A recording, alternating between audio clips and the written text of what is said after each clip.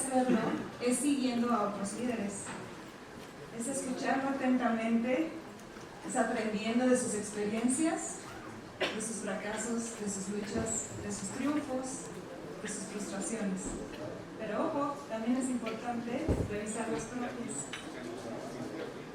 Entrenar nuestra mirada para ser más autocríticos, revisar nuestro discurso y revisar nuestras acciones. Para esta sesión hemos reunido a 5 mexicanas y mexicanos, personas como ustedes y como nosotras, que han tejido una historia a lo largo de su vida y que hoy vienen a compartirnos un pedazo de ella para seguir inspirándonos. Nuestro primer ponente es un líder nato que ha formado a decenas de conservacionistas. Es un artista y fotógrafo, además de un orgulloso padre y abuelo. Demos la bienvenida a Lorenzo de Rosenzweig del Fondo Mexicano. Pues qué gusto estar aquí, aunque no lo crean, es mi primer SIC Talk, TED Talk, ¿verdad? Y me promete Maru que si paso en un nivel razonable este compromiso, me puede candidatear algún día a hacer un TEDx regional, ¿verdad, Maru? TEDx Cancún, con ese tenemos. Muy bien. Bueno, me pidieron que platicara de liderazgo, que platicara de mi vida. Voy a platicar un poco de los dos, pero como no soy millennial, lo voy a hacer estructurado. Voy a empezar con la parte, vamos a decir, metodológica, más no emocional y familiar de liderazgo. Y voy a acabar compartiendo con ustedes una parte muy cercana de mi origen y de mi vida. ¿Por qué liderazgo? Bueno, Maru ya lo decía. Liderazgo es hacer para que otros vean lo que estás haciendo, es trabajar por el bien común, permitir que tus ideas fluyan en un ambiente propicio y generar resultados que hagan de este planeta un mundo mejor. La pantalla tienen la imagen de nuestra siguiente publicación, que es una celebración, un testimonio a 14 de los 90 líderes que hemos desarrollado en el programa de liderazgo del sistema arrecifal mesoamericano. Porque no basta ser líder, también hay que compartir las ideas de los líderes. Y preparándome para la plática dije, bueno, voy a buscarles una definición apta, una definición funcional de liderazgo. No voy descubriendo en la primera publicación, no sé cómo hacen ustedes su investigación, pero yo todavía uso Google. Y a la hora que busqué teoría en Google, el primer documento que me apareció era un resumen de 300 páginas sobre liderazgo. Y el resumen de 300 páginas traía 63 definiciones de liderazgo. 63. Todas con sus autores y sus citas. Yo de esas 63 escogí una que me pareció particularmente relevante. Liderazgo no es una persona o una posición, es una relación moral compleja entre la gente basada en la confianza, el compromiso, las emociones y una visión conjunta del bien. Creo que esa es la definición de liderazgo con la que yo me quedo de las 73 que leí y creo que refleja muy bien el espíritu de este grupo. Luego el libro tenía 300 citas de diferentes celebridades sobre qué era liderazgo. No digo que las leí todas, pero lo estuve hojeando.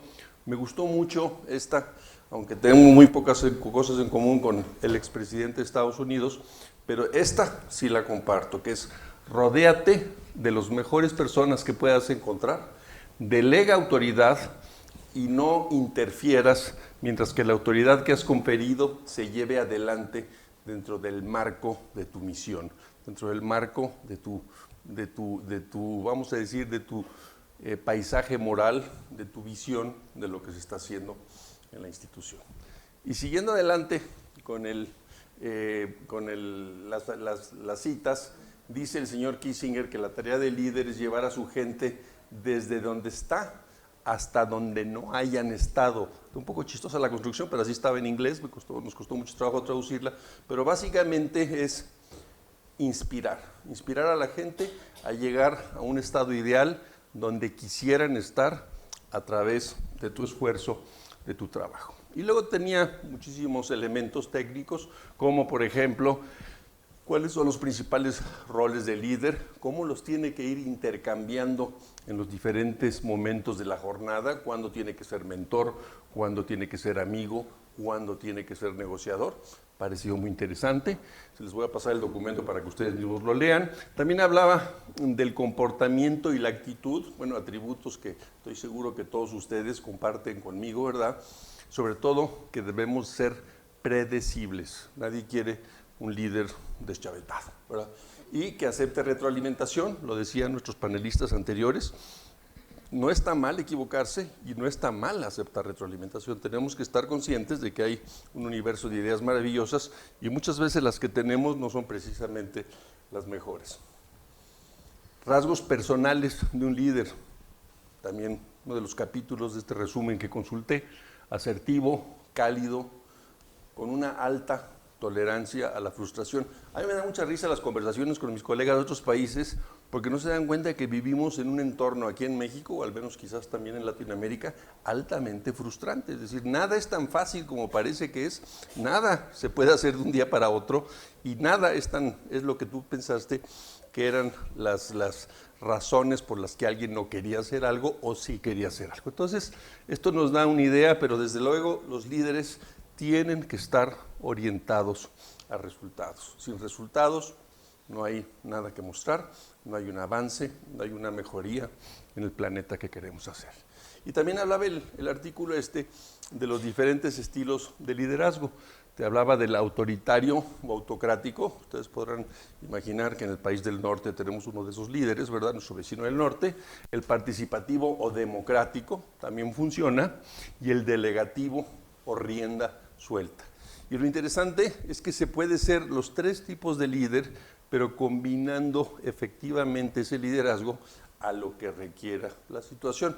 Claro, en mi caso particular, y es cuando empiezo a aterrizar en mi caso particular, porque es lo que me pidió Maru que hiciera, pues creo que yo soy más bien delegativo o rienda suelta, participativo o democrático, y quizás a veces, no muchas, pero quizás algunas, he sido autoritario. ¿Se acuerdan ayer los que estuvieron aquí que mostré esta lámina? ¿Sí? Bueno, esta lámina es la única que les voy a repetir, porque esta lámina indica que nos podemos equivocar, ¿sí? Equivocarse está bien. ¿Quién es el único que no se equivoca? El que no hace nada, ¿sí? Si estás viendo National Geographic en tu sillón o estás viendo Animal Planet, seguro no te vas a equivocar si lo haces todo el día, ¿verdad? El que está en acción, el que está queriendo cambiar el mundo, el que afronta riesgos, el que asume compromisos, es el que se equivoca. Y entonces me gusta mucho mostrar esto porque nosotros en Fondo Mexicano, y digo nosotros, a mí siempre me cuestionan porque siempre digo nosotros, porque somos un verdadero nosotros. En Fondo Mexicano somos un equipo muy comprometido de 44 personas, y nosotros nos hemos equivocado y no ha pasado nada. Inclusive somos, creo que, la única institución del planeta que ha regresado donativos a los donantes por más de $2 millones, porque les dijimos que esos proyectos no se podían implementar porque habían cambiado las situaciones, y eso estuvo bien y aumentó la credibilidad. Aprovecho este momento del nosotros para decir que el nosotros en Fondo Mexicano es un nosotros mayormente femenino. En Fondo Mexicano somos 44 y los hombres somos una minoría de 9, es decir, nosotros somos los que tenemos el sesgo de equidad de género, y es una institución que funciona muy bien. Entonces quisiera aprovechar y hacer aquí un intermedio y pedir un aplauso para el personal femenino de Fondo.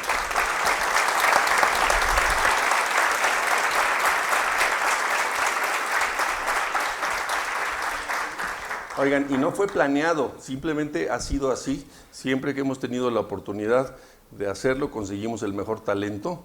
Las más de las veces son mujeres, aunque tenemos casos recientes y estamos muy contentos también de que hemos podido seleccionar elementos profesionales del sexo masculino. Bienvenido, Héctor. Bien, bueno, entonces entramos a la parte personal. Me dijeron, bueno, ahora métele, esto fue teoría, pero estos chicos están cansados de oír tanta teoría. Es momento de hablar un poquito de ti, de tu persona, personal. Tú como líder, bueno, si crees que es un líder, bueno, soy un líder, yo creo que soy un líder, pero vamos a suponer, denme el beneficio de la duda, de que soy medio líder, ¿sí? Hice un análisis esta mañana con el café muy temprano, y estos son los números que me apunté. Y tienen que ver con el panel anterior. Nadie puede hoy día hacer nada solo, y me da risa porque haga cuenta que Eglantina robó mis palabras, no las robó obviamente porque se le ocurrieron a ella, pero dijo, los únicos que pueden hacer algo solos hoy día quizás son los extraordinarios artistas que trabajan solos en su taller, ya tienen una trayectoria, hacen su obra de arte, salen, la ven, lo hicieron solos, sí, porque tienen todo aquí en sus manos y en sus relaciones psicomotrices. Pero nosotros, los conservacionistas, nosotros los que trabajamos en la sociedad civil, nosotros los que administramos recursos, talento humano, pues tenemos que trabajar con gente. Entonces, hacemos cosas con otros humanos, eso es lo que hacemos. Y entonces me permití hacer mi radiografía y llegué a la conclusión de que yo tengo de 15 a 25 personas, que es lo que llamo la familia directa y círculo cercano de amigos. Tengo, o sea, la familia directa es la familia directa, o sea, tu esposa, tus hijos, tus nietas, nietos, ¿verdad? Y la gente muy cercana de tus amigos. Luego tienes un círculo profesional inmediato, que podríamos llamar la familia profesional. Después tienes están corridos los títulos, tienes uno de contactos y círculos de influencia, que en mi caso son 75 a 500, y luego tienes conocidos con intercambio de valor, que son entre 500 y 2000. Ese es tu grupo, ese es tu círculo, y ese es el círculo en el que puedes ejercer el liderazgo. Pero no significa que todos los días le mandas un WhatsApp a tus 2000 conocidos con intercambio de valor. Significa que ahí están, que los tienes ubicados y que en su momento puede haber ese intercambio de valor hacia allá y hacia acá. Entonces, me parece que ustedes podrían hacer como una primera tarea ese ejercicio. Identifiquen quién es su familia directa y quién es su círculo muy cercano de amigos, quién es el círculo profesional inmediato, quiénes son los contactos y círculo de influencia y quiénes son los conocidos con intercambio de valor. Y me decía Maru, platica un poco de cómo llegaste a esta situación donde trabajas desde hace 40 años, ¿sí? 40 años tengo trabajando en el tema ambiental. Mi carrera ambiental no empezó con el Fondo Mexicano, empezó muchos años atrás, 15 más para atrás, porque yo trabajaba, aunque no lo crean, cuando The Nature Conservancy ni siquiera tenía un programa internacional. Yo empecé a trabajar con ellos, después me tocó ser el rebelde de Conservación Internacional, que formó Conservación Internacional, después me tocó hacer otras cosas, después me desaparecí un tiempo y después regresé y pude finalmente hacer algo de utilidad para mi país como Fondo Mexicano. Pero todo este proceso no se inició de gratis. ¿Qué me hizo de niño hacer eso? Pues aquí están un poco invertidas las transparencias, pero no lo van a creer, fue este libro. ¿Sí? Ese libro me lo regalaron cuando tenía 6 años y es un libro que pues fue pasando generación tras generación hacia abajo. Estaban coloreando mis nietas y lo vi y dije, bueno, lo estaban coloreando y recortando y todo, y lo recuperé porque dije, pues está bien que lo usen, pero mejor les compro un libro más nuevito y este que es mío me lo guardo, ¿no? Pero ya lo habían editado tanto, ¿sí?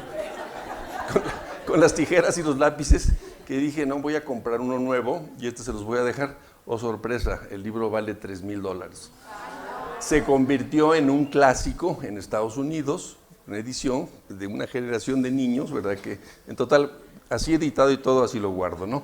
Pero este libro es el que me cambió la vida porque me permitió enamorarme de la naturaleza. Y luego hicimos mi padre y yo un pacto. Teníamos, aparte de la relación familiar de que él era mi padre y yo su hijo, no teníamos un solo aspecto en común ni un solo interés en común.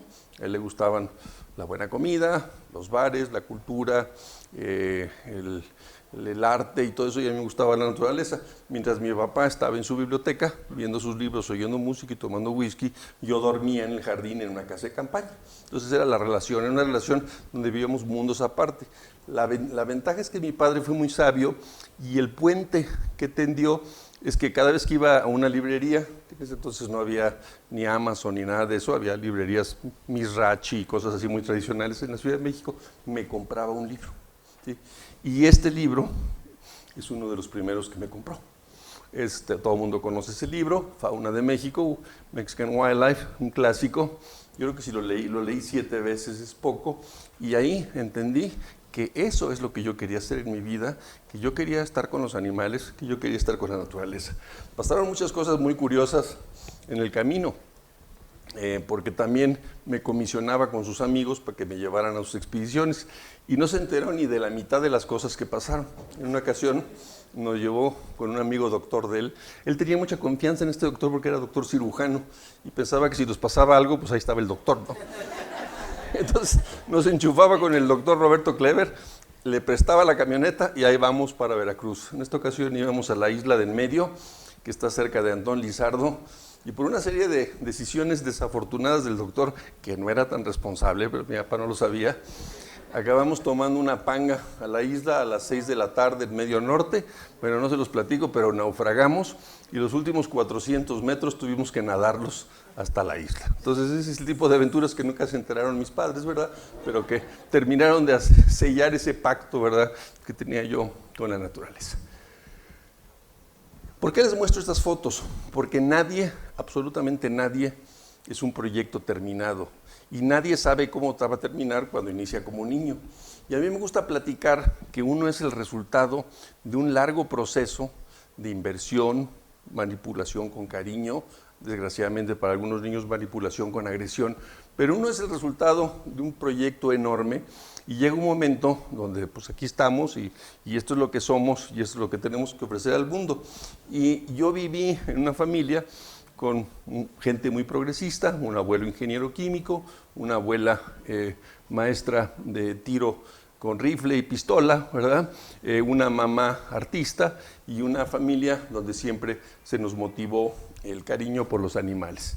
Y después tuve la oportunidad, después de todo este proceso, donde obviamente pasé por la época gris o la época de incertidumbre, que es la adolescencia y confusión, que todos hemos pasado, después volví a la senda del bien, ¿verdad?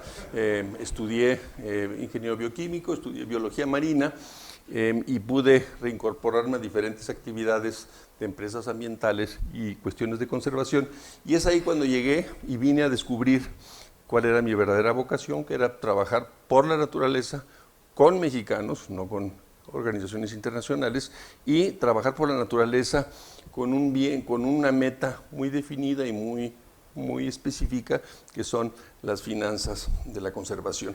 Y así es como me hice de mi familia extendida, que es la que están viendo ahí, mi familia profesional, la familia que ha hecho posible que Fondo Mexicano sea un referente clase mundial para la conservación. ¿Y por qué les muestro este libro ahora? Les muestro este libro porque es un libro fascinante, es una novela, no dice nada de medio ambiente, nada. Pero es una novela que hace un juego maravilloso de una historia, de una persona, y te regresa cada rato a una disyuntiva de su vida y te muestra lo que hubiera sido si hubiera hecho algo diferente en ese momento. Es decir, ¿se bajó o no se bajó de la camioneta con el novio? Pues si se bajó, pasó esto. Si no se bajó, pasó esto. Y así se la lleva todo el libro. Un libro fascinante, La vida que se va. Es un periodista que entrevista a una abuelita que es el personaje, pero me hizo pensar que así son los procesos de formación profesional. Vamos conectando los puntitos que nos van quedando atrás, como decía Steve Jobs, connecting the dots, y vamos armando una vida de lo posible, lo que hemos podido concretar, y cada decisión que tomamos, pues nunca sabremos qué va a pasar si no lo hubiéramos tomado. Entonces, me pareció muy pertinente en esta reflexión. Yo estoy aquí porque pasaron una serie de cosas extrañas en mi vida, o no extrañas, o afortunadas o desafortunadas, como quieran verlas, pero el desenlace para mí es sumamente afortunado porque estoy aquí con ustedes. He podido trabajar para México a través de un fondo ambiental y creo que he tenido la mejor parte de mi vida estos últimos 25 años. ¿Y por qué lo hago? Fíjense que esto lo vine a entender mucho después, lo vine a entender cuando tuve nietas. Aquí tengo una colección de 3 de mis 5 nietas y nietos, ¿verdad? Pero lo vine a entender porque realmente estamos aquí prestados y todo lo que tenemos aquí es prestado, y vienen estas y otras y otras y otras y otras generaciones, y si todo mexicano se mentalizara de que lo que hacemos es por esas generaciones que vienen, el mundo sería súper fácil de mejorar y de entender. Para mí, las futuras generaciones son nuestros verdaderos jefes, nuestros verdaderos fuentes de inspiración, sean sobrinos, sean hijos, sean nietas, lo que sea, pero ahí vienen todos ellos. Y además es un proceso, el que nos toca vivir, en mi caso 25 o 30 años de vida profesional, es un proceso muy benévolo que te permite estar adaptando, te permite estar remediando tus errores, te permite estar corrigiendo, ¿verdad? Mes con mes, semana con semana, año con año. Aquí me gusta mostrar esta lámina porque tenemos aquí la evolución del fondo y cómo hemos tenido años muy buenos, años no tan buenos, pero siempre aprendiendo de ellos. No olviden nunca que ustedes son una gran inversión. Ustedes son el resultado de muchísimos esfuerzos, de muchísima gente que los trajo a este momento. Y en este momento que ustedes están aquí, tienen que repagar, tienen que dar de regreso parte de esa inversión de abuelitas, mamás, papás, amigos, profesores, maestros. Entonces, ese proyecto de individuo que está ahí hace muchos años, tiene que agradecer y regresar, ¿sí? Y les doy nada más 3 recomendaciones ya para terminar. Me queda un segundo, es más, no me queda nada. Es, como líderes, siempre asuman su responsabilidad si las cosas salen mal, valiosísimo. Reconozcan a la gente de su equipo si las cosas salen bien y aprendan a escuchar en ese orden, a callar y a hablar. Muchas gracias.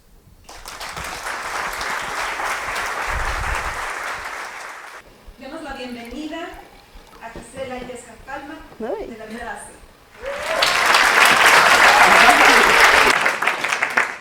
Buenos días. Buenos días. Buenos días a todos y a todas. Es un gusto y un privilegio para mí tener la voz en este día. Quisiera primero que nada decir que parte de lo que voy a comentar hoy no solamente es sobre mi vida personal, sino tiene que ver con el trabajo de muchos años que hemos construido en nuestra organización Vida C, en nuestra cooperativa Campesinos en la Lucha Agraria, en nuestra asociación civil que funciona como un despacho de consultoría que es Microcuenca de Ríos y Calapase. Y bueno, yo no traigo imágenes, así que voy a tratar de ser algo divertida para que no se aburran de solo estar mirando y escuchando. Y me presento primero que nada, soy Gisela Illescas, campesina, agroecóloga, feminista, mujer, hija de Clara, hija de Ernesto, ambos luchadores sociales, mi mamá defensora de los derechos de las mujeres, mi padre un líder campesino. Soy hija también de Dominga, una mujer campesina, sin estudios, pero que todo lo que sé que tiene que ver con la cafeticultura y con el territorio, ella me lo enseñó. Y también soy hija de María, mi abuela, que es fandanguera, alegre, risueña y además es costurera. Y también soy hija de mi bisabuela Rosa, que ella fue curandera y también fue partera. Todo ese linaje que yo traigo de gente que vive en comunidades campesinas y que tiene una conexión directa con el territorio es lo que me hace ser lo que soy ahora. Una mujer comprometida, primero que nada, con preservar mi identidad campesina. Segundo, con cuidar y conservar el territorio en el que a mí me tocó nacer. Soy de Ixhuatlán del Café, Veracruz. Y aprendí de mi abuela Dominga a vivir en el campo. Generalmente, ella se levantaba a las 5 de la mañana, echaba tortillas, ponía la olla de frijoles, ponía el café, estaba lista a las 7 de la mañana para irse al campo, iba todo el año al campo. Su calendario de vida estaba relacionado con la cosecha, con la producción, con la luna, con las fiestas patronales. Ella siempre manejó su cafetal y estaba totalmente relacionado no solo con la producción de café, sino también con la alimentación. Cuando ella regresaba todos los días, de lunes a sábado que iba al campo, regresaba por la tarde, siempre traía cargando en su lomo un poco de leña y además un morral lleno de alimentos. Llámese flor de izote en esta temporada, chicatanas en otra temporada, chile de gato, que es una inflorescencia de una planta que se come en salsa, traía chile de cera, traía pomelos, traía innumerables plantas que ella recolectaba y de las cuales nosotros y nosotras nos alimentábamos en casa. Una anécdota interesante y de las más mágicas que yo he vivido o que viví con mi abuela, porque ella ya falleció, fue, ella tenía una parcela lejana de donde vivía a donde estaba la parcela, nos hacíamos caminando 1 hora 20, 1 hora y media, y para no ir y regresar, porque perdíamos tiempo en caminar, teníamos que dormir en la parcela. En esa parcela había un ranchito muy pequeño que tenía lámina de cartón, y ahí sobre un avío es como estos costales que se le ponen a los burros para que no les lastime la silla, sobre ese avío nos acostábamos, y entonces nos tapábamos con la manga que es esta como, ¿cómo se llama? Como impermeable, ¿no? Que se usa en el campo. Y lo más hermoso del mundo era que ella prendía la fogata en la noche, no tenía paredes, era solo el caídizo donde estábamos, prendía la fogata en la noche, sentir los pies calientitos a mi abuela cerca y sentir el rocío de la mañana o la neblina en los cachetes así fríos. Entonces sentir tus cachetes muy fríos, pero el cuerpo súper cálido. Y además que mi abuela me enseñó a no tenerle miedo al campo. Nunca jamás me dijo, va a haber un alacrán, una culebra, una rana, nada. O sea, nunca pensamos en nada malo que nos pudiera pasar. El campo era nuestro territorio, ¿no? Entonces, esos momentos mágicos de compartir la vida en el campo con mi abuela hizo que cuando tuve la oportunidad de estudiar, yo hubiera querido ser costurera, ese era como mi sueño, así de, voy a ser una gran costurera. Pero mi padre me dijo, eso no es una profesión, tienes que estudiar una carrera profesional. Y entonces el único lugar, la única opción que yo tenía, porque en nuestro hogar somos 5 hijas e hijos, entonces era irme a estudiar a Chapingo, allí poder ganar una beca y poder estudiar. Entonces recuerdo muy bien que yo no quería ir a estudiar, yo estaba así de, no me quiero ir, quiero quedarme aquí en el campo, ¿no? Y mi mamá me tomó de los hombros, se agachó, ¿no? Y me tomó de los hombros y dijo, hija, si no te vas a estudiar, no vas a poder estudiar. Tu única opción es irte a Chapingo, estudiar. A eso vas a estudiar. Vive tu vida libremente, pero estudia y termina una carrera. Porque esa es la única manera que vas a poder superar las brechas de desigualdad que vivimos en el campo. No me lo dijo así, pero ahora yo ya lo interpreto así, ¿no?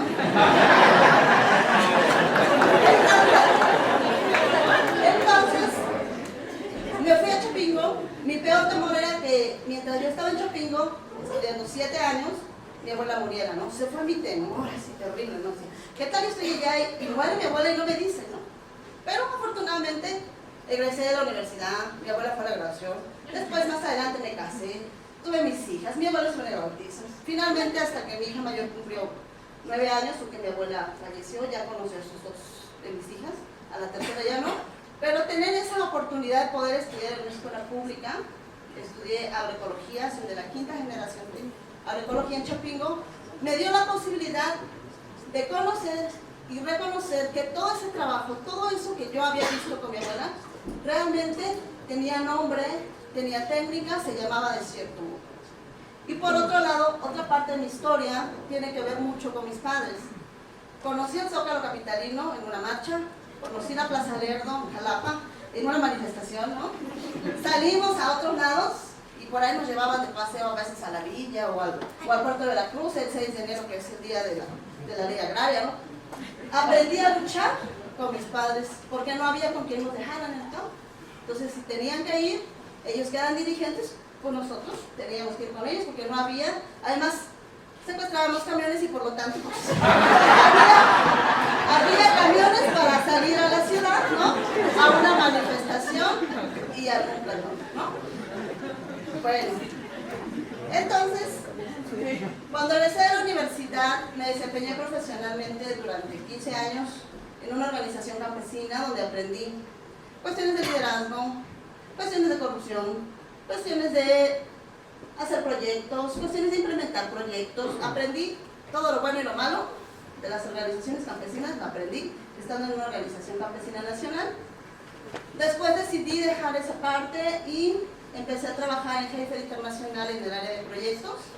Empecé estando primero en Huatusco, luego en Veracruz, luego a nivel nacional, luego a nivel Mesoamérica, porque para mí era muy cotidiano hacer trabajo de campo porque toda la vida lo había hecho, ya sea luchando o ya sea produciendo, ¿no? Entonces era como muy normal. Después trabajé en Puente a la Salud Comunitaria, una organización en Oaxaca, con el tema de amaranto para la seguridad alimentaria. Diseñamos ahí el programa de Ecoamaranto, sembrando amaranto, cosechando alegría.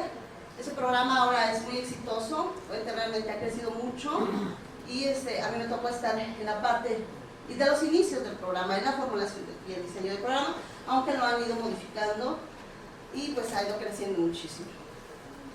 Hace 6 años mi esposo enfermó del corazón, mi esposo es buzo industrial, enfermó del corazón por trabajar tanto tiempo en el buceo y no pudo trabajar más. Decidimos regresar a nuestro municipio, bueno, a mi municipio porque él no es de ahí, él es del superestado.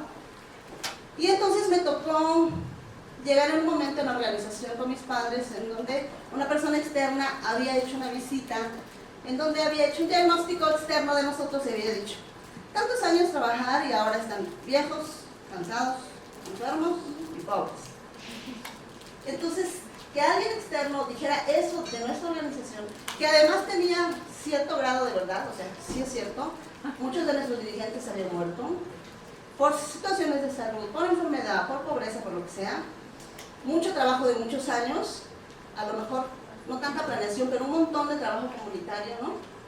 Pero lo que no tenía cierto es que nosotros estábamos pobres. En esa parte sí no tenía razón de ser.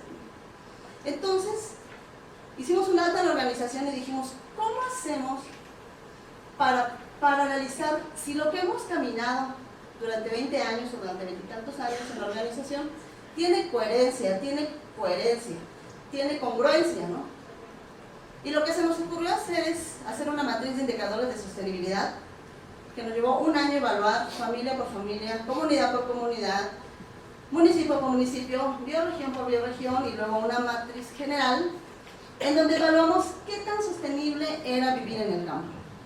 ¿Cuáles eran esos elementos que eran importantes para poder vivir y tener una vida digna, una vida plena, una vida feliz en el campo? 19 indicadores evaluamos durante un año con todas las familias. Los más fuertes, debo decirlo, fue la organización como un pilar fundamental. Estamos organizados y estar organizados nos da fuerza. Otro pilar fundamental es compartir saberes, es decir, no quedarse con lo que aprendes, sino uno compartir y decir, replicar una y otra vez. Y la parte de la identidad campesina, sentirnos orgullosos de vivir en el campo, de vivir de la producción, de reconocer el valor y el aporte que damos a la conservación por tener cafetales biodiversos y de sombra. Esa parte fue fundamental, pero teníamos también debilidades. Una de ellas, la inseguridad, en un estado, en Veracruz, con altos índices de violencia, ¿no? La inseguridad que aquejaba al territorio, pero que además en el caso específico de las mujeres, esa violencia generaba mucha depresión, ¿no? En ese momento fue que incorporamos a la organización 2 componentes fundamentales que traigo a la mesa, y que es las abejas nativas como un elemento importante del ecosistema cafetalero, y el agua como otro elemento básico para la vida, y el último que fue muy estratégico para la organización, la salud personal, la salud espiritual, la salud familiar, la salud comunitaria. ¿Cómo hacemos para estar bien de eso?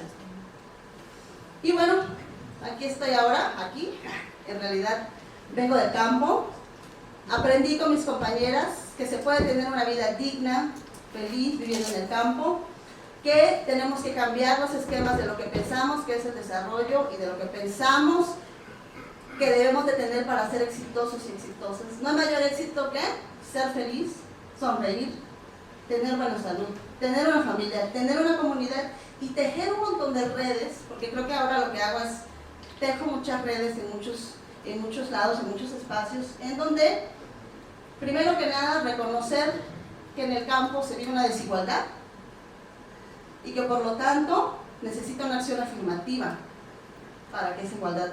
Les voy a dar un dato ahora que estoy haciendo la maestría. Por ejemplo, descubrí que para que una persona que nace en pobreza pueda salir de ese empobrecimiento, pueden llegar a pasar en México hasta 9 generaciones. 9 generaciones, y yo no estoy pobre, para que ya no sean pobre mi familia, ¿no? Entonces es increíble cómo a través de diferentes iniciativas comunitarias, algunas autónomas, algunas compartidas, algunas externas, algunas internas, podemos facilitar esos procesos en donde se pueda dignificar la vida en el campo. Que ser mujer no signifique violencia, desigualdad, discriminación, menor acceso a la educación, sin acceso a tierra, menor capacitación, sino que para nosotras las mujeres del campo, ser mujer también significa vida, significa biodiversidad, significa neblina, significa naturaleza, significa salud, significa alimento, significa comunidad, significa familia, significa procesos históricos, o sea, reconocer de dónde venimos, cuáles son nuestras raíces, quiénes nos formaron y cómo nos formaron. Creo que para mí ha sido fundamental. Actualmente formamos hace 2 años la Alianza de Mujeres en Café Capítulo México, la reconformamos porque ya había estado antes, que es una organización en que buscamos visibilizar el aporte de las mujeres en la cafeticultura. También participo en el Movimiento Agroecológico de América Latina y el Caribe, el Capítulo México, en el área de género y de comunicación, como un elemento de lucha para crear un sistema alimentario global que permita que podamos vivir en el campo o en la ciudad o en los espacios y tener una sana alimentación. También participo ahora en la Alianza por las Mujeres en la Alianza de Mujeres en la Conservación de la Naturaleza, en donde algunas compañeras del fondo están también. Y también participo en la red de agroecología comunitaria, compartiendo experiencias con cooperativas e instituciones académicas en México, Norteamérica y Centroamérica. Y yo, lo más importante para mí siempre es recordar quién soy, no yo como persona, sino como comunidad, quién soy yo como mi linaje, con mi familia, quién soy yo con las redes que puedo tejer, pero sobre todo en este mundo caótico que nos obliga siempre a vivir deprisa y la productividad y la competitividad y el desarrollo empresarial, cómo a pesar de todo eso nosotros podemos hacer un alto y platicar, y reír, y discutir, y vivir, y que eso no sea símbolo de que no estamos haciendo desarrollo, generando, sino que eso sea también una lucha contra este, voy a decirlo tal cual, mundo globalizado, patriarcal, que nos oprime y que no quiere que seamos felices, y que es importante para nosotros ser felices, porque de esa manera voy a tomar aquí un dicho de Diana Caballero que dice que para conservar hay que amar, o para amar hay que conservar. Entonces no se puede conservar lo que no se ama, y yo creo que hoy aquí a todos nosotros lo que nos une es el amor hacia todo aquello que creemos que es importante cuidar y conservar. Muchísimas gracias.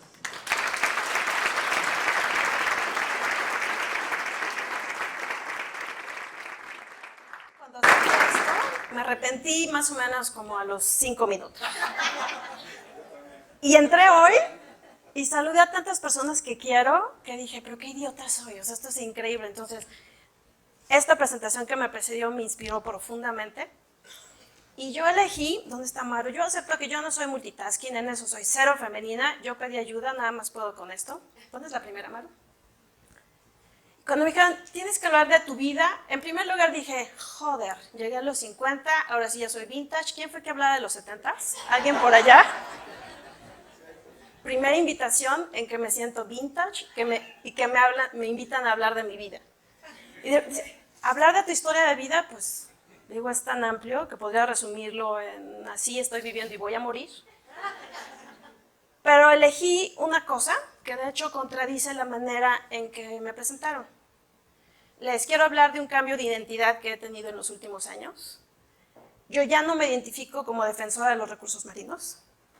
Yo no me identifico como conservacionista. Y lo que me ha costado más trabajo tal vez en esta vida admitir es, yo no soy esa mujer. ¿Quién no la reconoce? Yo no soy Jane Goodall. Yo no quiero ser Jane Goodall. Estoy muy tranquila ya, no siendo Jane Goodall. Y estoy por decir una cosa que espero que no me caiga un relámpago en este momento, porque va a ser un sacrilegio. A mí ya no me inspira Jane Goodall. La admiro profundamente. Quiero que el mundo esté lleno de mujeres como ellas. Mi inspiración, la inspiración real, yo ya no la saco de estos personajes. Y para mí eso es un cambio de identidad súper profundo y en eso me quiero concentrar. ¿Cómo ocurren estos cambios de identidad? Curiosamente, para mí, a través de los paisajes. La siguiente, Manu. Sí me hice bióloga marina por estereotipos. sea, llegué y por lo menos hay una persona en esta habitación que me conoce desde esa época y lo estoy viendo allá. Héctor no me va a dejar mentir. Llegué a La Paz con el estereotipo de este señor en mi mente. Yo quería ser exploradora de los océanos. Evidentemente llegué con el pelo cortitito como de niño, por aquello del heteropatriarcado y negar mi feminidad. Jamás me habrían visto con tacones en ese tiempo. Y me di cuenta más o menos, vengo de una familia de clase media baja. Primera persona en ir a la universidad de mi familia. Mi abuela se quedó sin padres a los 6 años, nunca estudió. Mi noción de los océanos era Acapulco una vez que mi mamá me pudo llevar y verlo desde lejos y como desde la playa. Y pensando, yo quiero esto, ¿por qué? Eso es lo que quiero eso por cómo luce hacia afuera. O sea, ¿quién no quiere ser Jacques Cousteau? Bueno, me tomó más o menos 3 minutos de mi carrera darme cuenta que yo no quería ser Jacques Cousteau. Me mareo en el agua. Soy pésima buza. Una vez me desmayé abajo del agua. No es broma, me tuvieron que sacar.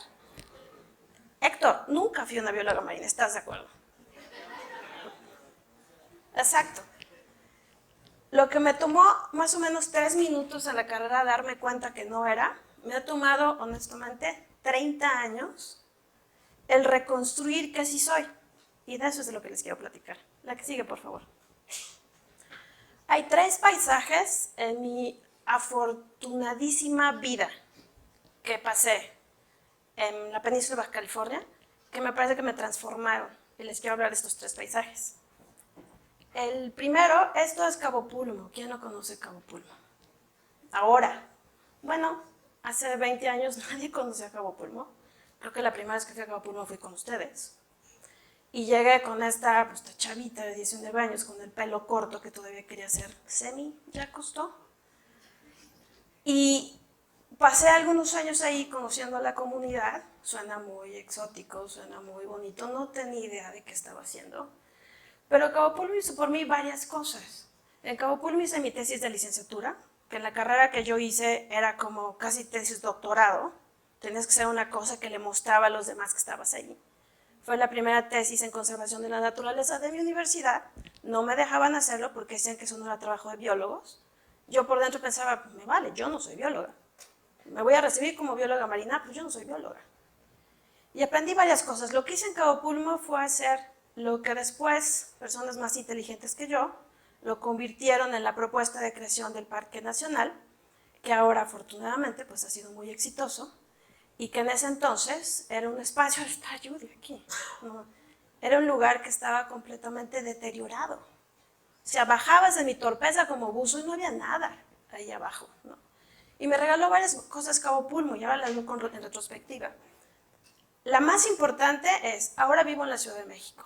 Cuando alguien me dice, ¿extrañas La Paz? ¿Extrañas el mar? Mi respuesta es, no. ¿Y saben por qué no? Porque yo sí lo traigo adentro.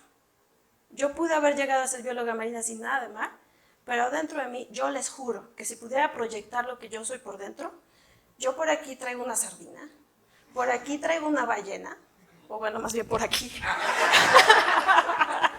La ballena va más o menos por aquí, en más de un sentido de la palabra. Traigo el agua de Cabo Pulmo más o menos por acá. Yo por dentro soy agua. Entonces no puedes extrañar lo que eres. Eso yo no fui. Esa es la primera transformación de identidad que tuve. La infiltración, literalmente, del mar. El sentido de posibilidad, es decir, es posible lograr que las cosas se vean mejor en pocos años. Es increíble. Y a través del esfuerzo de, en realidad, pocas personas. Tal vez de lo más importante en mi vida, la necedad. En estas cosas que uno trabaja como en nada, la necedad es fundamental para lograr cosas y también para lograr esa transformación de identidades que yo creo que todos merecemos. Y la última, que ha sido una lección bien dura de admitir para mí, es la humildad. En la historia de Cabo Pulmo, yo reconozco el liderazgo, la pasión de tantas personas. Mi trabajo, mi contribución es ínfima. Pude haber escrito la propuesta de creación del área protegida, pero Cabo Pulmo no sería lo que es sin el trabajo de 2,000 personas mucho más inteligentes que yo y más capaces. ¿Me dolió? ¿Me duele a veces todavía esto? ¿Me duele? Voy a usar la palabra cabrón porque todos hablamos así.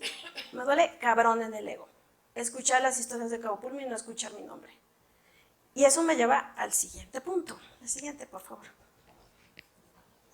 Esto es Espíritu Santo. Esta señora es mi mujer, me casé con ella. Para mí es mi esposa. Entré a trabajar a la Comisión Nacional de Áreas Protegidas cuando era muy chiquita, muy babosa, no sabía lo que estaba haciendo y yo sí me sentía dactari. Creo que fue Sergio quien hablaba de los... Yo entré a CONAMP, me sentía todavía dactari. Y CONAMP, este trabajo en áreas protegidas, me parece que fue tal vez la experiencia más valiosa de toda mi vida en mi transformación personal. Porque pasé de ser dactari a ser una humanista. Y eso es un regalo que no puedo agradecer lo suficiente. Siendo directora de área protegida me di cuenta por primera vez, estaba llegando a mis 30, ya te ves con más claridad, es cuando vi con más claridad lo infinitamente limitada que soy, como ser humano y como profesionista. Comprendí que trabajar en estas cosas, cero que ver con la naturaleza, las sardinas las traigo por gusto propio aquí adentro, realmente lo que hacemos tiene que ver con lidiar con la complejidad social. No hay otra, eso es el trabajo en conservación. Aprendí que en estas chambas, si no tienes capacidades políticas, estás frita. Yo en ese tiempo me sentía profundamente incómoda con mi ser. Hacia afuera, digo, ¿cuántos de ustedes me conocen de esa época? Hay por lo menos 30 personas en esta habitación que me conocen del tiempo de CONAMP.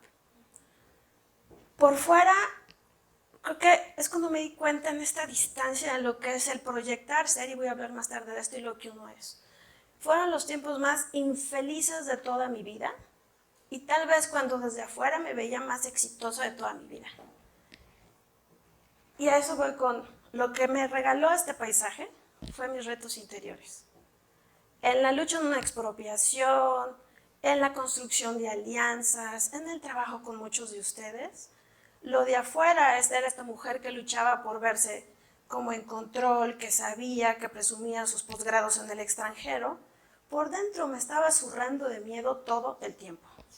No creo que haya pasado un solo día de mi trabajo en CONAMP en que yo no sufriera con mi paisaje interior. ¿Quién sabía de esto?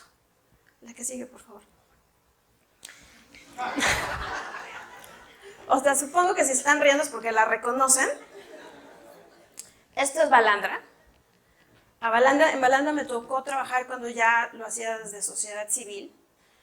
No sé si muchos de ustedes no han conocido. Es una playa chiquitita, extraordinariamente bella en La Paz, en la que desde la plataforma en la que estaba construimos un movimiento ciudadano del que estoy muy orgullosa, porque me ha tocado ver los frutos de ese movimiento ciudadano en la defensa de otras partes del territorio, como los ecos, ¿no? En Balandra aprendí una cosa también muy importante, que es el reto de trabajar detrás de escenas. Y eso nos lleva al asunto del liderazgo. Me parece que todavía en México hablamos mucho de liderazgo desde una perspectiva muy visible, de líder global que defienda al Amazonas o al Océano Índico, y no en términos del trabajo que tienes que hacer atrás para habilitar a los demás a tomar acción. Y creo que no hablamos de ese trabajo discreto porque tenemos esta cosa del sesgo mexicano, ¿no? Todavía. Y no creo que es nada más un sesgo patriarcal, por cierto. No creo que es de género.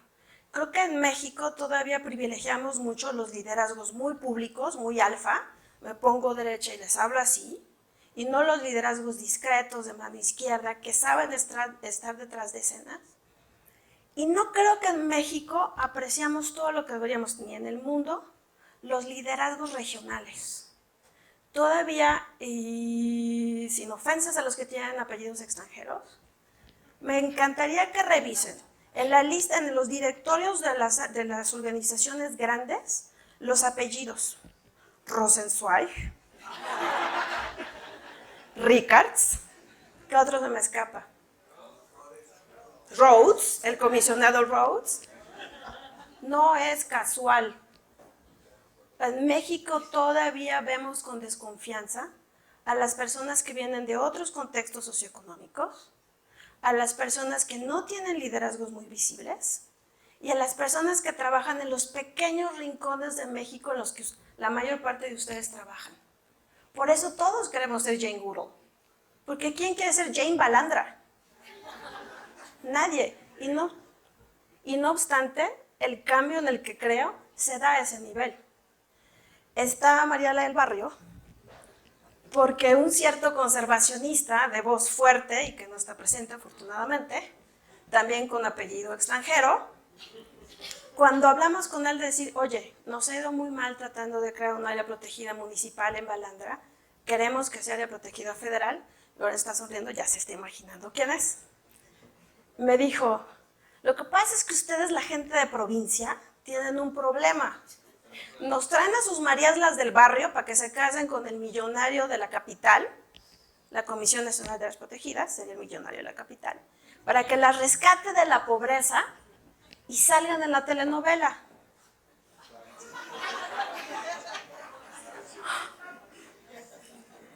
Me dejó impactada, pero ¿saben por qué me impactó? Porque me sentí completamente reconocida. Había algo en las palabras de este hombre de voz fuerte que estaba repitiendo los ecos de mis propios traumas interiores. Que el trabajo a pequeña escala no vale, que no te valida como el trabajo global, que las personas que trabajamos en las balandras del mundo no valemos tanto como las Jane Goodall del mundo, tan visibles y con otro tipo de liderazgo. Y creo que nada más confrontando esto, que yo era Mariela del Barrio, me acepté como tal, fíjense. Tuvo este efecto, entonces por siempre le estaré agradecido al famoso caballero por darme cuenta, me ayudó a darme cuenta de mi sesgo. Y finalmente, en Balandra creo que lo que aprendí, y dijiste tantas cosas que me recordaban esto, o sea, en serio esas cosas me inspiran.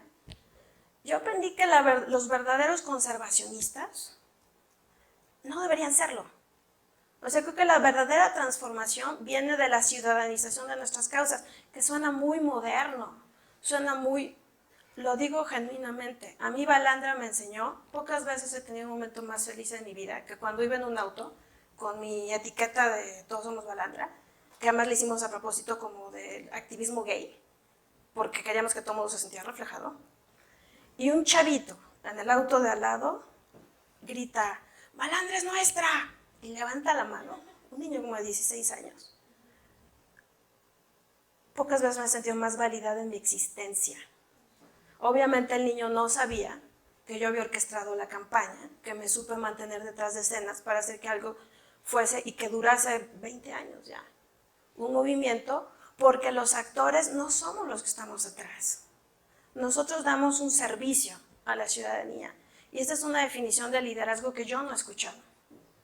El liderazgo, para mí ahora, como humanista que soy, no como conservacionista, no es el trabajo hacia afuera. Para mí el liderazgo es el trabajo hacia adentro, o sea, tener el valor de enfrentar el sesgo propio y ajeno, el dolor interno, la lucha interna, y hacerlo no nada más por uno, sino porque el liderazgo es no perder la fe en las capacidades de los demás.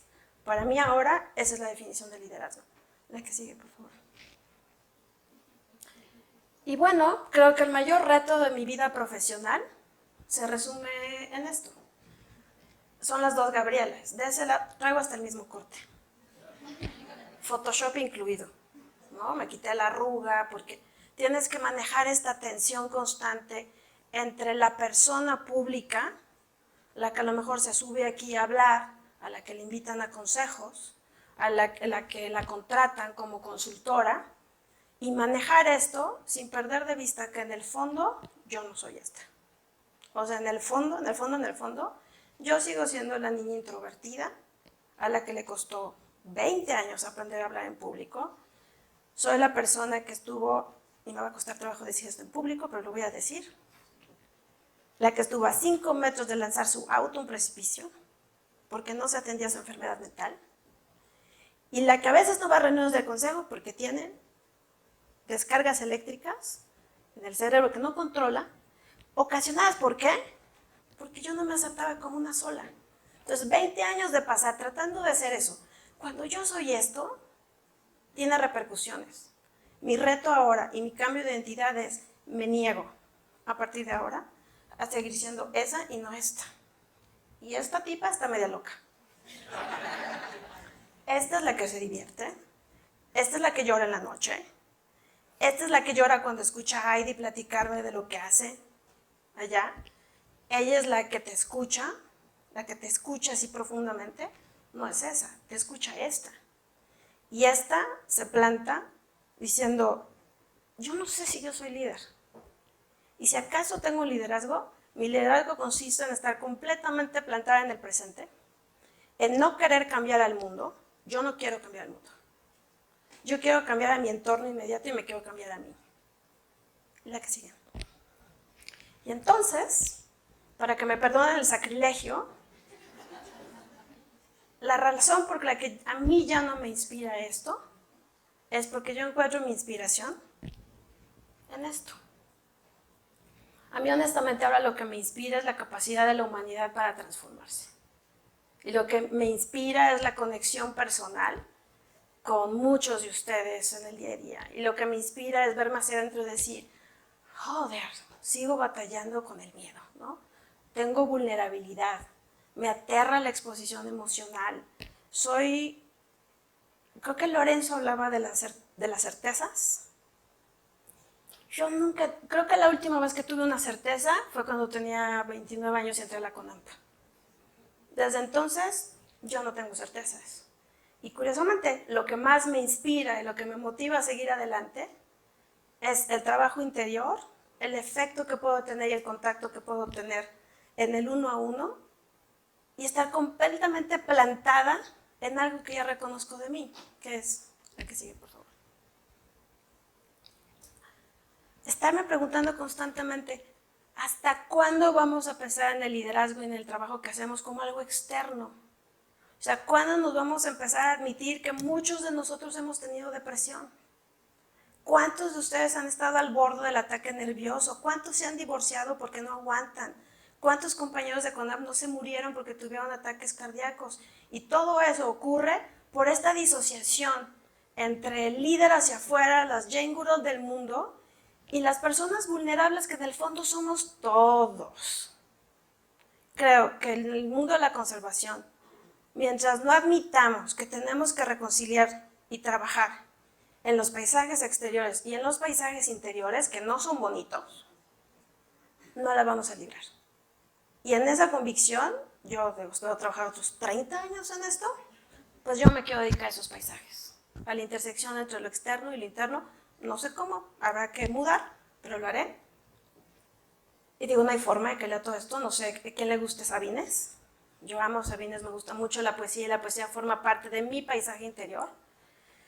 Y cuando leí esto dije, si el gran monstruo que es Sabines hace una reflexión sobre qué es ser poeta y realmente en qué medida el mundo debería reconocerle como poeta, que debe ser uno de los oficios más bellos de la humanidad. Y Sabines se dice a sí mismo, tengo que ser papá o marido o trabajar en la fábrica para que me reconozcan, porque yo no soy un poeta, yo soy un peatón. Entonces voy a cerrar justo a tiempo mis segundos diciéndoles, yo no soy conservacionista, yo no soy Jane Goodall, yo soy una peatona de esta existencia. Y la verdad, el no ser ya esa mujer siempre peinada y digna que se muestra ante ustedes, me llena de una profunda alegría dulce y tranquila. Muchas gracias. Buenas tardes. Para mí es un enorme gusto estar aquí con ustedes en una comunidad conservacionista totalmente distinta del contexto en que yo vengo. Y esto es una gran alegría. Yo creo que nunca había estado tan nerviosa de dar una plática. He dado muchísimas en congresos y demás, pero esta es la más difícil de mi vida. Y también a los 5 minutos dije, ¿por qué? Dije que sí. ¿Sí? Pero bueno, aquí estamos, ¿sí? Yo vengo de un contexto muy diferente, ¿sí? Mi padre un abogado, mi madre una médica. Desde que nací, supe que tenía que estudiar y trabajar. En mi casa, todos íbamos a la universidad, todos trabajábamos. Y fui hija única. Entonces mi contacto con la naturaleza era un pequeño jardín y mi perro. No había más. Pero íbamos a la playa, porque a mi padre le gustaba mucho el mar. Íbamos a Acapulco, y como no le gustaba tanto lo social, tomábamos una lancha y nos íbamos a un islote donde había una playita, ¿sí? Y esa playita yo veía que en invierno era muy pequeña, y en cambio en verano era grande.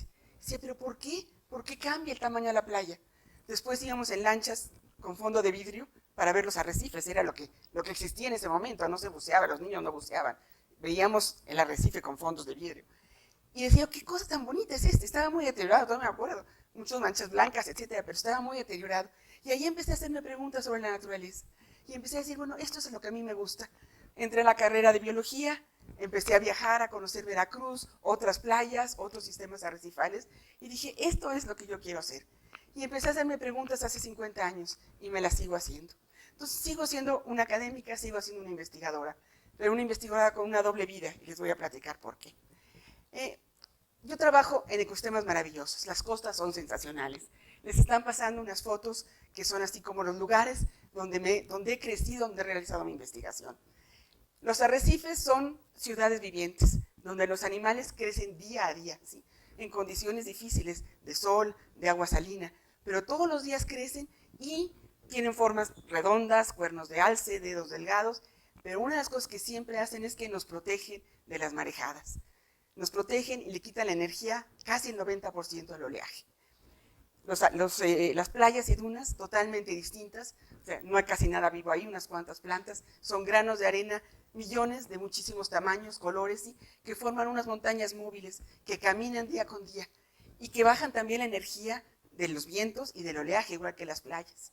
Y los manglares, que son los ecosistemas más apreciados por todos, que son verdaderamente como bailarines, ¿sí? En puntitas, que viven en el agua, pero en el agua salada, todavía más difícil, y también le baja la energía al oleaje, ¿sí? Y luego las selvas inundables, que son los que acaban de ver y menos conocidos, que son árboles enormes, que la base se abre ancha, como si dobláramos telas, y que es lo que detiene las bajadas de agua que llegan a las zonas costeras. Y nos protegen. Entonces, todos estos sistemas, ¿sí? Se los platico porque tienen una función muy importante, que es que protegen la zona costera. Sus servicios ecosistémicos es la protección que nos brindan, ¿sí? Y se encuentran justamente donde se encuentran los 4 grandes sistemas que moldean al planeta, ¿sí?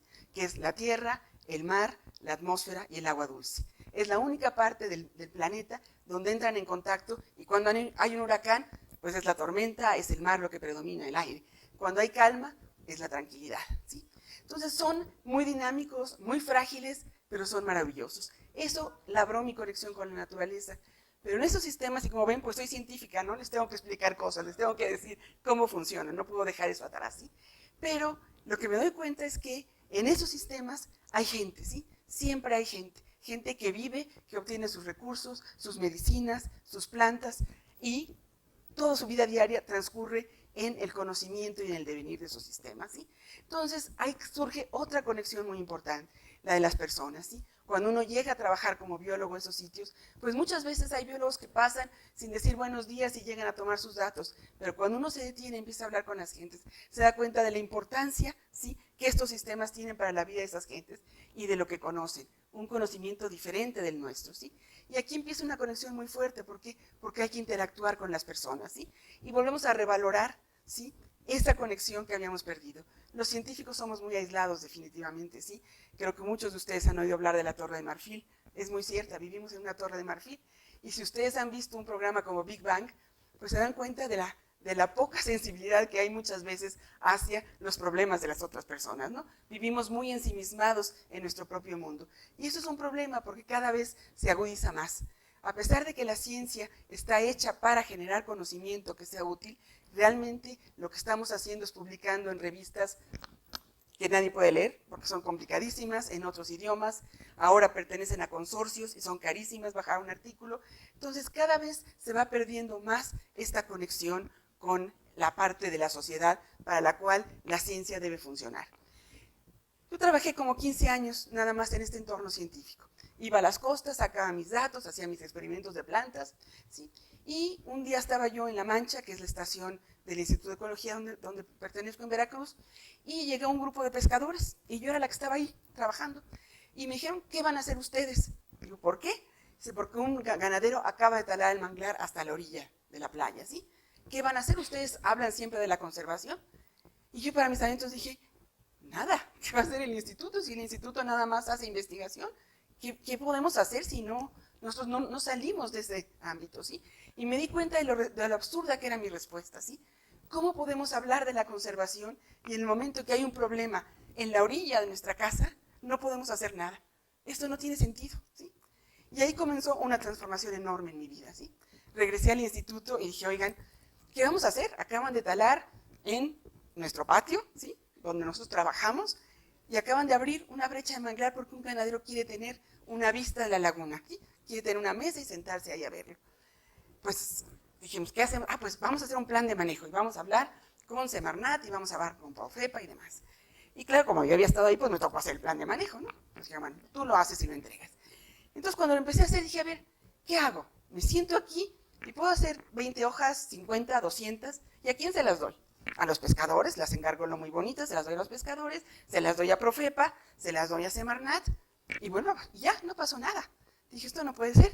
Dije, no, hay que trabajar con la gente, ¿sí? A ver cómo lo ven ellos. Y claro, y empiezo a trabajar con la gente y lo primero que me dicen es que el problema de la laguna se la solve y hay que abrir la laguna con maquinaria. Y yo decía, ¿dónde saco esto? O sea, ni sé dónde consigo una maquinaria, ni dónde empezar, ni nada.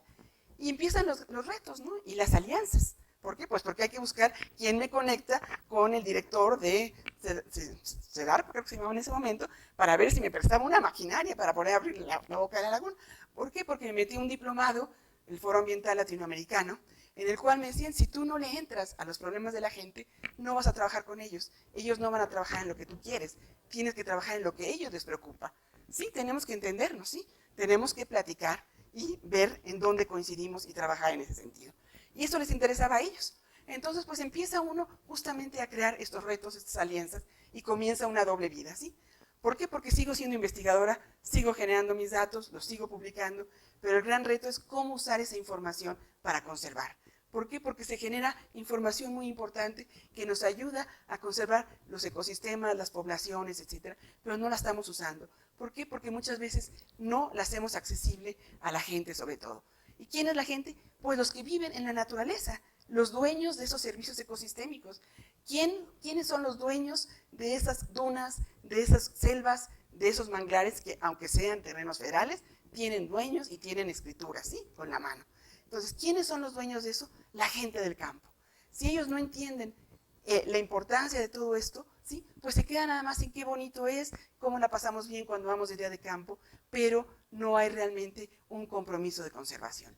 Entonces, hace 20 años me planteé cómo entrarle realmente a trabajar con la gente en la conservación, no nada más a generar información. Y comenzamos a trabajar en lo que se llamó el Plan de Manejo La Mancha del Llano, ¿sí? Que justamente fue este plan de manejo que ya no fue un documento, sino ya fue un proyecto. Ya fue un proyecto con un destino de vida, ¿sí? ¿Por qué? Porque yo creo que en la vida se nos presentan siempre alternativas. Y uno escoge una alternativa y eso va labrando el destino de uno. Yo escogí ahí la doble vida y ahí cambió mi vida, ¿sí? Pero así fui moldeándolo y siempre vamos tomando decisiones. Y esas decisiones nos llevan a lo que queremos ser, a lo que debemos hacer. No quiere decir que en el camino nos golpeemos y no haya fracasos, muchísimos. Y como decías anteriormente, duele mucho, cuesta mucho trabajo, pero ni modo, hay que levantarse y decir, pues, ¿qué hice mal? ¿Cómo le sigo a la siguiente? ¿Por dónde le busco? ¿Qué hago? ¿Sí? Pero eso es lo que vamos labrando, ¿sí? Y los éxitos son tan maravillosos, ¿sí? Que sobrepasan con mucho a los fracasos, ¿sí? ¿Qué es lo que hicimos? Dijimos, bueno, la gente en el campo ya no puede vivir de la agricultura, de la ganadería, de la pesca. La gente necesita otras alternativas. ¿Cuáles? Dijimos, bueno, pues ecoturismo. Este sí fue un proyecto que convencimos a la gente, porque hace 20 años nadie en la costa de Veracruz sabía lo que era ecoturismo. Pero dijimos, bueno, es un proyecto que va a atraer gente, ¿sí? Y va a traer dinero. Y va a hacer que ellos se den cuenta de la importancia de sus sistemas. La primera vez que hicimos un festival de aves playeras para atraer gente, ¿sí? Y les dijimos a los pescadores, vamos a llevarlos al manglar. No, doctora, está usted loca, ¿cómo vamos a llevarlos al manglar? Nadie va a querer. Dijimos, miren, vamos a cobrar 3 pesos por viaje a cada persona, ¿sí? Y nosotros ponemos la gasolina y ustedes se quedan con el dinero. Bueno, pues van a ser como 20 pesos, pero en fin, ahora. Sacaron como 900 pesos y se quedó la cola de gente. Entonces ellos me decían, ¿cómo? ¿La gente quiere ir al manglar? Claro que sí, la gente quiere ir al manglar, porque lo que ustedes tienen es maravilloso, y quiere ir a la selva, y quiere ir a las dunas, pero lo que hay que hacer es llevarla, enseñarles, y no nada más ir caminando, sino explicarles qué es lo que ven ustedes, cómo lo cuidan, para qué les sirve, qué especies conocen, ¿sí? Y también lo que yo les platico de los servicios ecosistémicos, ¿sí? Entonces vamos juntando saberes, vamos conociéndonos, vamos entrelazando. Esa es la base de una sociedad que realmente crece y prospera, el hablar entre los diferentes miembros de una sociedad. Hace poco estuve en Coahuila, justamente con Eglantina, me pareció interesantísimo, tienen un proyecto en el cual llevan pláticas entre empresarios, academia y gobierno. Los 3 sectores unidos e invitan a dar una plática de medio ambiente. Ojalá y continúe porque me pareció maravilloso, una idea buenísima. Empezar a juntar sectores, ¿por qué? Porque todos vivimos de la naturaleza. No hay nadie absolutamente en este planeta, no importa cuánto dinero tenga, que no viva de la naturaleza, ¿sí? Y eso, si no hacemos que se reconozca, no vamos a lograr salir adelante, ¿sí? Entonces, ¿qué hicimos en la zona? Pues empezamos con ecoturismo, pero un ecoturismo no nada más para la gente que llegaba, sino un ecoturismo para sus comunidades, porque nuestra estación está a 2 kilómetros de la costa con todos estos ecosistemas. Y resultaba que hicimos un día de campo para los niños del pueblo, de La Mancha, de 2 kilómetros, y muchos nunca habían ido a la costa. Dijimos, ¿cómo que no han ido? O sea, están a 2 kilómetros, ¿qué hacen? No, pues es que ya no le ayudo a mi papá en la pesca, ya no le ayudo en esto, pues trabajo en la caña de azúcar, voy a la escuela. Entonces dijimos, esto no puede ser, o sea, y dijimos, ¿y qué haces en las tardes? Veo televisión con mamá.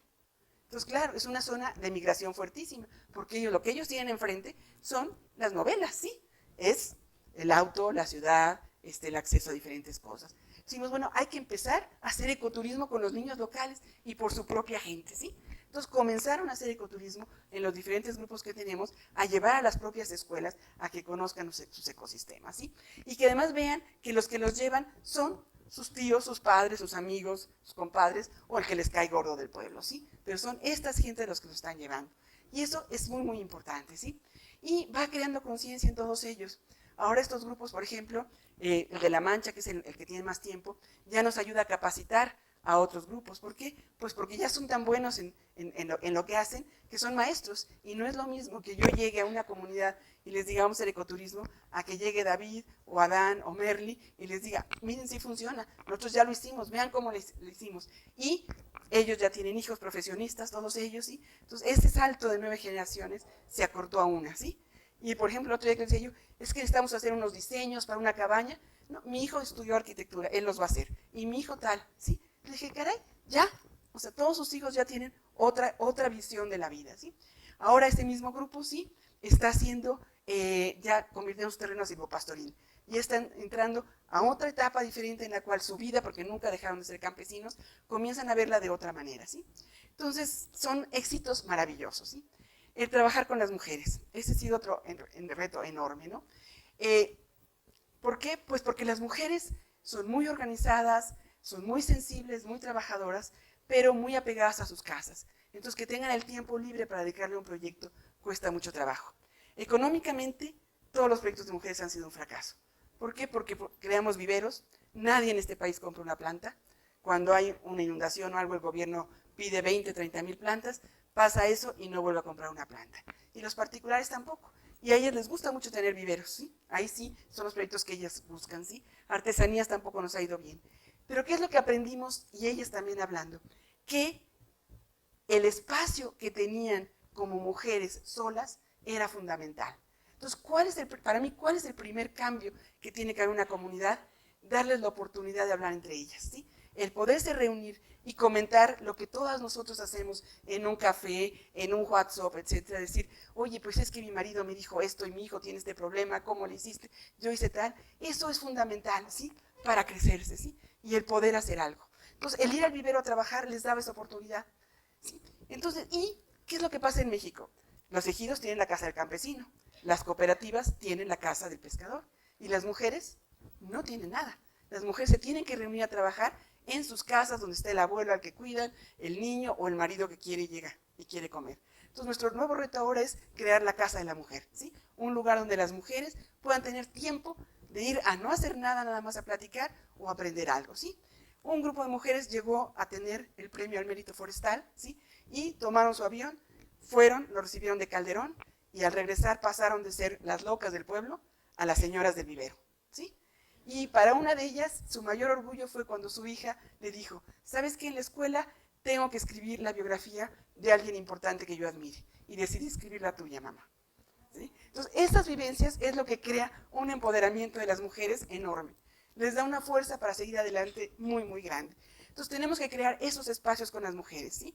Para que realmente puedan, porque no podemos llegar a darles nuestra visión de ciudad, nuestra visión de profesionistas o activistas, etc. Ese es otro mundo. México son muchos mundos, ¿sí? En la zona rural necesitamos crear los espacios para que interactúen y vean que pueden hacer cosas, ¿sí? En fin, estas son experiencias en las cuales lo que hemos tratado es de juntar la ciencia con la vida diaria para solucionar problemas, ¿sí? Como decía yo, sigo siendo científica, pero creo que si ese conocimiento no se aplica, no se lo pasamos a las gentes, no intercambiamos con ellos, no vamos realmente a construir sobre pilares sólidos. Y pues la gente joven, los estudiantes jóvenes, una parte sí, otros desafortunadamente no, les gusta trabajar con comunidades y empiezan a hacer estas cosas.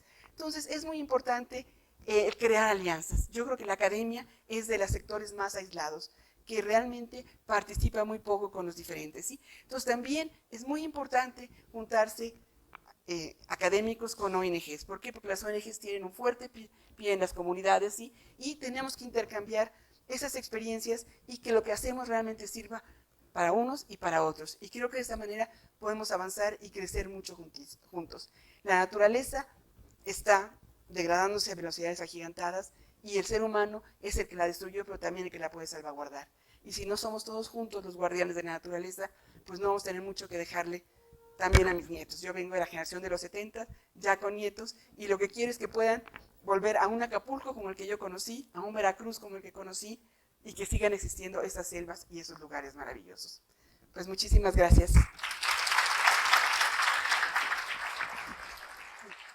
Traigo mi acordeón, a diferencia de los otros ponentes, he decidido traer un guión, porque lo que quiero platicar es solamente una parte muy pequeña de un espacio de mi vida, y esta charla se llama Lo importante no es el qué, sino el para qué. Y antes quisiera decirles un poco quién soy. Somos todos, creo, los que estamos aquí, somos un cóctel de experiencias que nos meten en un vaso con diferentes mezclas. Y en el caso de los seres humanos, creo yo que, digamos, el orden de los factores sí altera el producto, ¿no?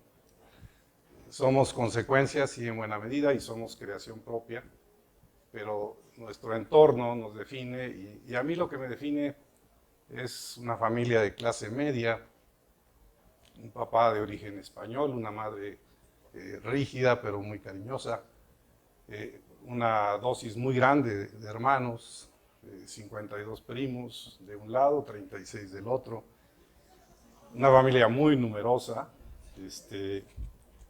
En fin, soy una mezcla de Boy Scouts con ranchos en la Huasteca, con ranchos en Tenancingo, una mezcla de una nana indígena que me dejó marcado.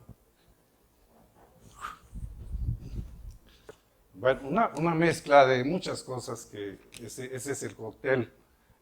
Creo que todos tenemos un cóctel dentro de nosotros y forma parte de nuestras vidas. La CONAM sin duda me marca, los Tuxtlas me marcan, el cofre de Perote, que es mi abuelo, me marca.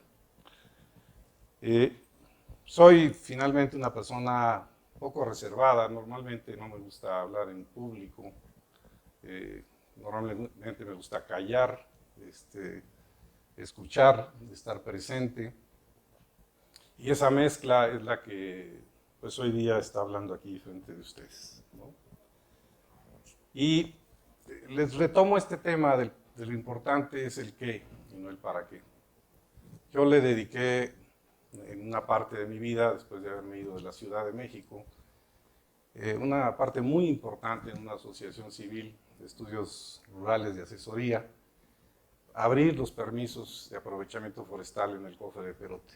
Esa es una labor muy intensa que hicimos con un grupo de campesinos, que hicimos con un empresario de la localidad, y había una veda que duró muchos años, desde el 52 al 78, se abrieron 3 años de aprovechamiento, después regresó la veda en el 81 a la región del cofre de Perote, y finalmente entramos a hacer los estudios de manejo silvícola en la región, y logramos convencer a un grupo de tomadores de decisiones, de políticos, que habría que transformar la región y que teníamos que iniciar el aprovechamiento de la madera.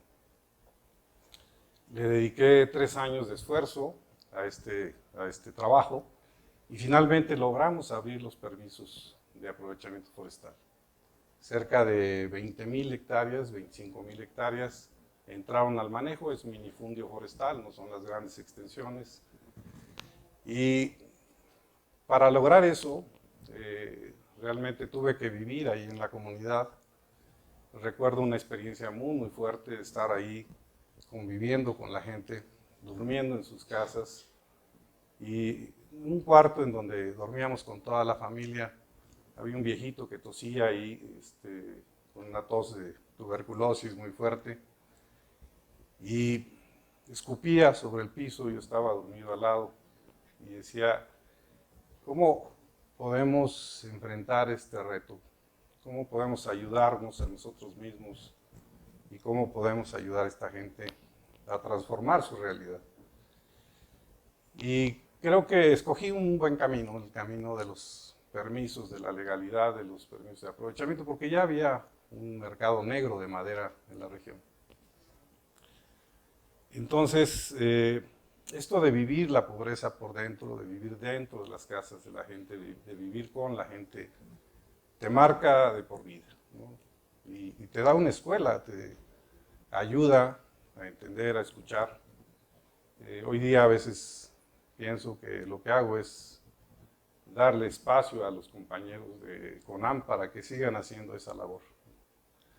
Es muy difícil vivir junto con la gente pobre y no ser parte de ellos, porque al final de cuentas no somos parte de ellos, pero es muy hermoso ver cómo cuando ayudas a transformar a la gente, te ayudas a transformar a ti mismo, ¿no?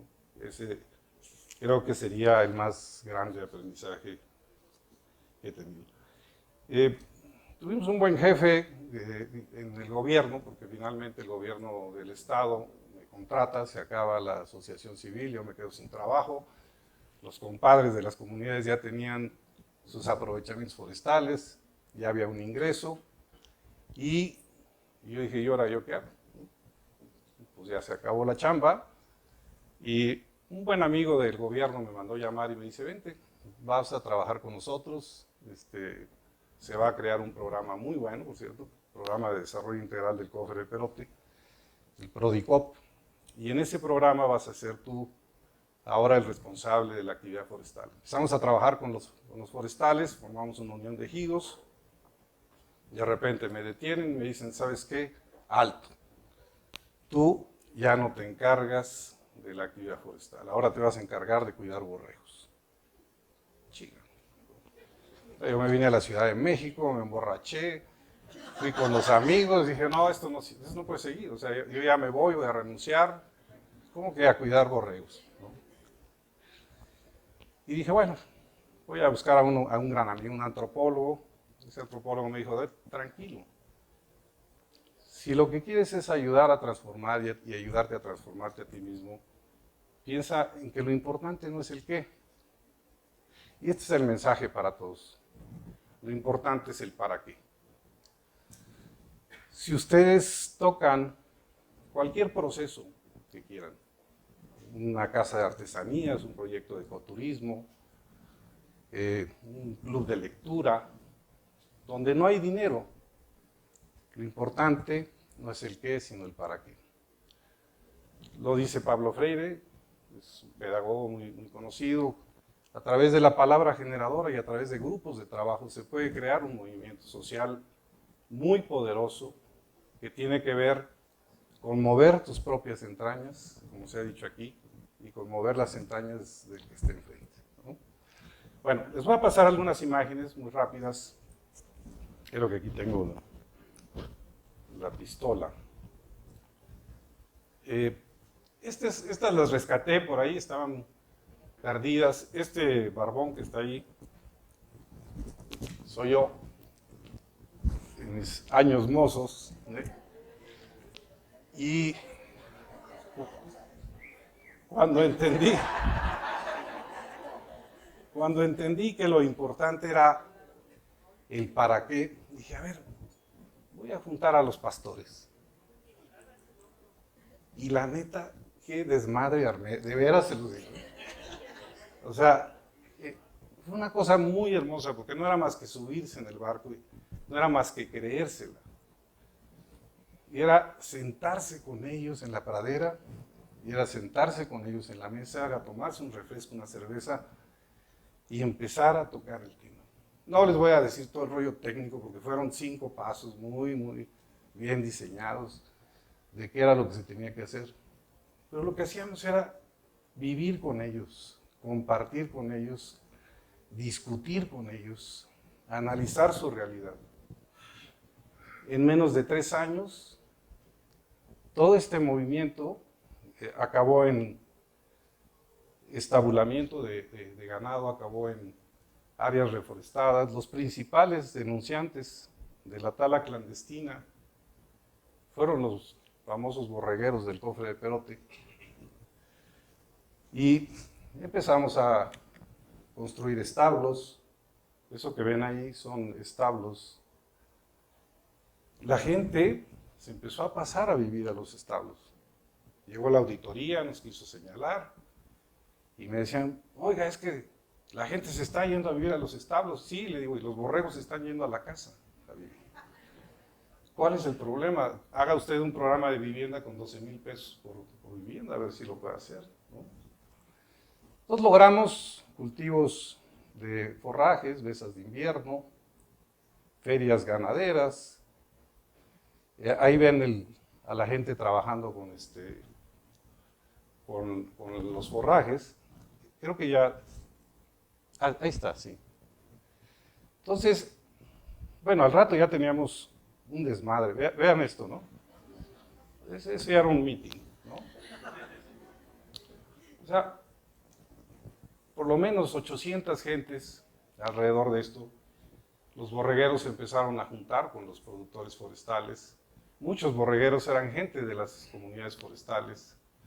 Entonces esta unión de forestales se fusionó un poco con los borregueros y al rato extendimos un área de reforestación. Fracasos enormes también.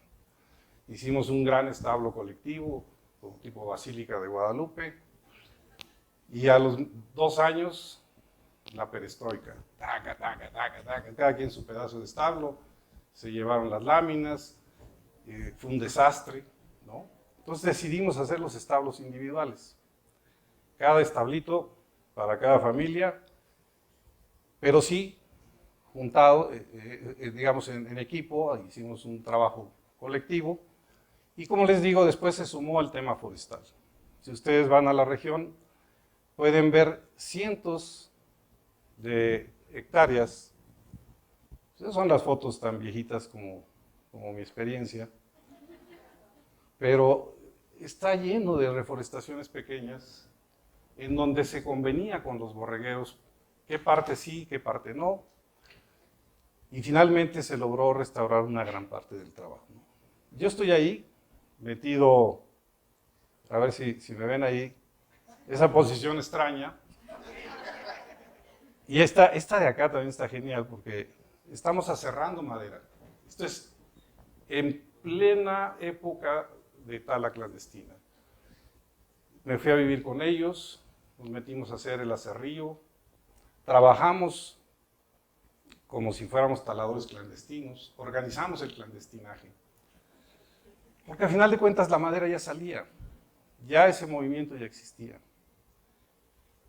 Y claro, hoy día decir eso como una autoridad no es conveniente, pero muchas organizaciones de la sociedad civil hoy día están haciendo esto, organizando temas que parecieran ante los ojos de la ley como injustos, pero que se logra, digamos, a través de la penetración con la sociedad. Y ustedes pueden ver, la capacitación fue uno de los elementos centrales. Capacitación de aquí para allá y capacitación de allá para acá. No hay mejores maestros en la vida que ellos, ¿no? Son finalmente quienes te van diciendo por dónde debes de caminar, por dónde debes de ir, te señalan con mucho detalle en dónde te equivocas, te lo dicen con su cara, con su pensamiento, te lo dicen en el día a día, son gente muy franca, muy honesta. Y bueno, ahí estoy todavía con el bigote negro, construyendo un establo más para la región del Cofre de Perote. Lo importante es el qué y no es el para qué. Y ese mensaje a mí me cambió la vida profesional. Porque cada vez que me enfrento a un reto de decir, no tengo los recursos, no hay con qué hacer las cosas, recupero esta imagen. Y digo, ah, caray, sin dinero, como dice José Alfredo, con dinero y sin dinero, sigo siendo el rey. Y puedes, de veras, en donde tú te pongas y empieces a generar este movimiento y tu intención sea la que prevalece, tu intención es la que define si te va a ir bien o te va a ir mal. Si tu intención es ayudarte a ti y ayudar al de enfrente, creo que las cosas van bien. Al menos así me ha funcionado. Cada vez que no tengo clara la intención y que estoy en la indefinición, se me complica la existencia. Cada vez que defino con toda claridad con la gente de enfrente y conmigo mismo hacia dónde queremos ir, incluso podemos jugar a las pequeñas simulaciones de la vida, porque hay muchas reglas, hay muchos temas que no nos permiten actuar a veces dentro de los marcos normativos, ¿no? Pero se pueden tomar acuerdos, se construyen los acuerdos y se puede transformar una realidad y transformarte a ti mismo. Insisto mucho en la transformación interna porque si no estamos permanentemente transformándonos hacia adentro, todo lo que hagamos hacia afuera es ego, ego, ego, ego y más ego, ¿no? Y cada que topas con ese señor, te da un dolor de cabeza. Yo quisiera nada más decir que si ustedes agarran el graffiti o si ustedes toman un taller de costura, les aseguro que van a encontrar el camino. Si no hay dinero, van a lograr la transformación a través de una revolución de su propio cerebro. Es la resiliencia y es la restauración de los ecosistemas internos los que nos pueden ayudar a transformar los ecosistemas externos. Hay un compañero de CONAM, hace poco me lo encontré por ahí, que salió, está trabajando en un espacio muy pequeño, en un pequeño fraccionamiento que le está ayudando a cuidar el tema de los impactos ambientales. Y hoy día ha generado un movimiento social alrededor de la educación ambiental y de la restauración de ecosistemas de mangle, mucho más importante que el que hemos logrado en muchos de los proyectos de restauración que tienen recursos económicos y que traen apalancamiento y que traen... Porque él lo que está haciendo es mover a la gente y moverse a sí mismo. Por eso insisto, y con eso cierro mi intervención, de que piensen que en el lugar que estén, con las limitaciones profundas, y de esto mucho el mensaje, tanto para las asociaciones civiles ahorita que van a tener esta fuerte recorte presupuestal, y créanme que en la CONAM estamos viviendo esta situación también de profunda restricción de nuestros presupuestos, pero a final de cuentas, si entendemos esta lógica, creo que podemos cambiar nuestro paradigma y poder dar resultados, y podernos dar resultados a nosotros mismos, ¿no? La última vez que estuve con la directora de parques de Cuba, la llevaba yo a su habitación, estaban aquí en Veracruz, traían un grupo de 6 gentes. Ella me dijo, no, por favor no me lleves. Digo, ¿cómo te va a llevar? Pues si vienen en la comitiva de los cubanos. Me dijo, mira, lo que pasa es que nos da pena. ¿Pero cómo que les da pena? Sí, es que el hotel es muy pues, muy humilde, muy sencillo. Digo, pues no, yo los llevo al hotel Camarena, que está ahí en la playa, ¿dónde van a dormir?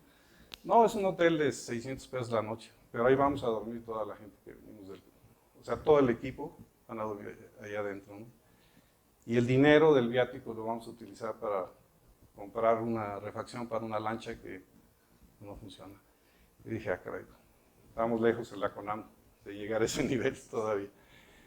Pero a final de cuentas eso es lo que hacen muchos compañeros de las ONGs. Esta historia, cualquiera de ustedes que suba aquí la puede repetir y creo que podríamos hacer esta retroalimentación de estas historias de vida, ¿no? Cada que trabajas con la gente, con el corazón en la mano, con el conocimiento, con la apertura para que entre la ciencia, pero también con la apertura de que entre la conciencia y de que entre el conocimiento de la comunidad y hagas esa mezcla para poder lograr resultados, se mueven las cosas. Eso es infalible, es fórmula infalible, ¿no? Cuando no se te está moviendo el corazón, cuando no se está moviendo la mente, cuando no hay una comunicación franca con la gente, generalmente los resultados son muy violentos, son imposiciones, son situaciones que en lo personal tendría yo para platicarles 3 años de experiencia sobre lo que significa imposiciones autoritarias, que el resultado es el mismo que tiene una persona que es flagelada por sus propios padres o flagelada por el propio sistema. Los mismos resultados de esa flagelación que existe hacia los grupos humanos, véanla reflejada en sus propias personas, ¿no? Es exactamente lo mismo. Y la única forma de transformar esa realidad es poniéndonos en su lugar y ayudándoles a entender a ellos que se pongan en el nuestro. Muchas gracias.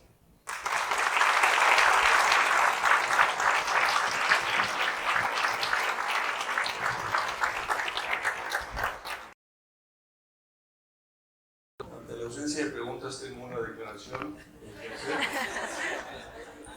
Acabo de hablar con el comisionado Andrés Espinosa.